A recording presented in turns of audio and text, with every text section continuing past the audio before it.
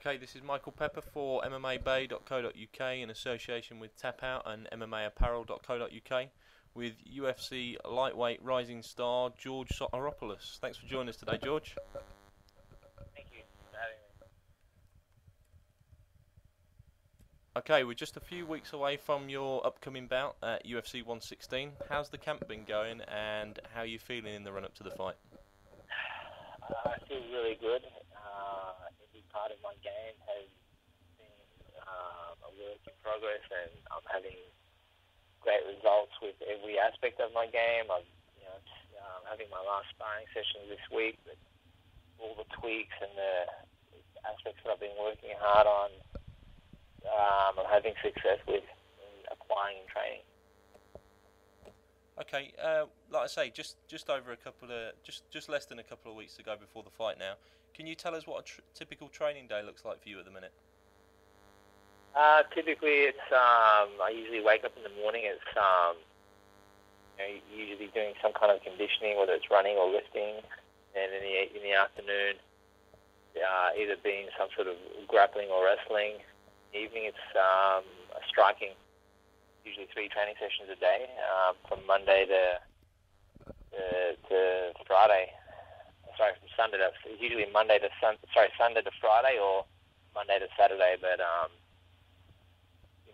doing now that it's the last week of training. There's a slight modification from the normal, but that's what a typical week of training is for me.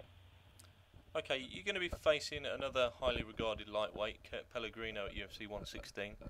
What are your thoughts on your opponent, and how do you think you match up against him? I think it's a good matchup.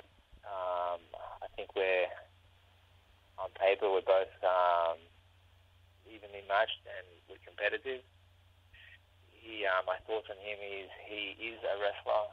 He came from the wrestling mold. He fights from his roots and his abilities. He reverts to his game in times of need, but that his instincts, his instincts are consistent with that of a wrestler. If he sees a takedown or presents himself, he'll take it, and he also works towards it. So couple that with good black belt in jiu-jitsu and some boxing, and he's a package.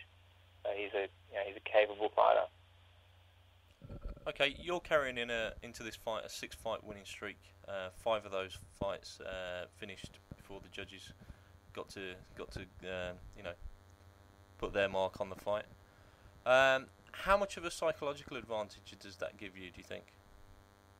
I don't think it gives me any advantage because we're both on a winning streak, and I don't look at it. I never even considered that until you asked me that question. But I just know we're both doing well, and both got a challenge ahead. Okay, we last saw you in action in February in your home nation of Australia. How did you feel the fight went for you that night on home soil? And do you think the performance you put on that night was the best of your career so far? It was one of the better performances of my career. I mean, I had some fights prior to the UFC, which were great fights. But people probably will never see those fights. But I just the thing I liked about that game was I was able to showcase my entire complete game in boxing, wrestling, and jiu-jitsu. And having said that, I was able to showcase in both good and bad situations, not just good. It's easy to look good when things are going your way, but when things aren't going your way, that's the trick. That's if you can do well, then I think that's probably more important when things aren't going your way, to be able to overcome and turn the tables and come out on top. And I mean literally. I mean metaphorically speaking, just doing well from those type situations where it's a problem, and I was able to deal with his best game and his best offense, and I was able to stifle everything he did and survive and overcome. Okay, obviously you're not looking past your next opponent. Kurt Pellegrino is going to be a difficult task. But if you did pick up the win, where do you think that will put you in the lightweight division? I think it'll probably put me in, in a very similar spot to that I'm in now, and I'll be probably having similar conversations to the one we're having right now. It would be rising star, rising prospect. It would just be a step towards being held in high regard in that lightweight division.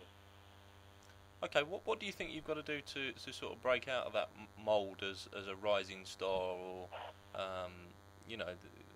it seems like the Ultimate Fighter and maybe the notoriety that some of the other fighters have got in the division seems to be holding fighters back like yourself. What do you think you need to do to actually prove that you are a potential title contender? I don't think that they're holding me back, or it's holding me back because of that tag attached. But I just think that, statistically speaking, and the UFC is, different people in the UFC have said this, including Dana White, that, usually people who are on an 8-fight win streak get a 7 to 8 fight win streak, get a title match. So probably, several more wins, or, some wins by severe superiority or utter devastation. So if my next fight was to basically, if I destroy the guy in convincing fashion, then probably that would probably come sooner. So, okay, UFC President Dana White has often spoken about taking the Ultimate Fighter abroad, taking it internationally. Of course, you're coming off the show yourself a few seasons back. Would you be interested in taking the show to Australia and being some sort of coach down the line? Of course I would. I think it would be a great opportunity to be a coach and lead a team of up-and-comers, and I'd love to represent my country in any way I could. I think it's a privilege.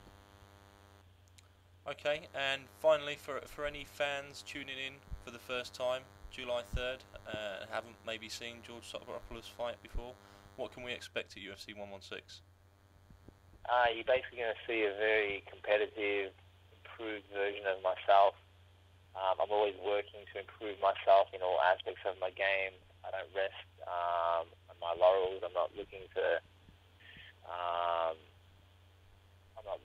I'm definitely not resting on my laurels. I'm always looking to improve, and everything's a work in progress. So you're probably going to see a game.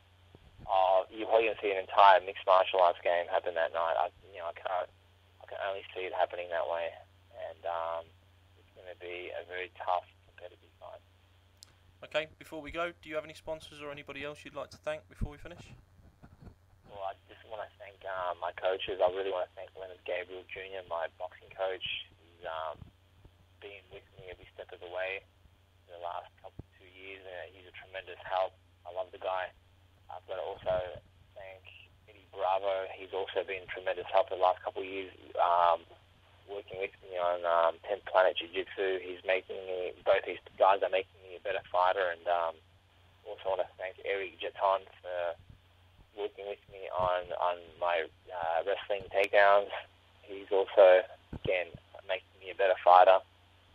And also the guys at Impact Jiu-Jitsu, these guys are, very key training partners for me, and training partners are also coaches, and these guys are really, they're assets to me, and they're just a tremendous help. So I've just got a great team of people around me that I'm working with, and I just want to thank them all.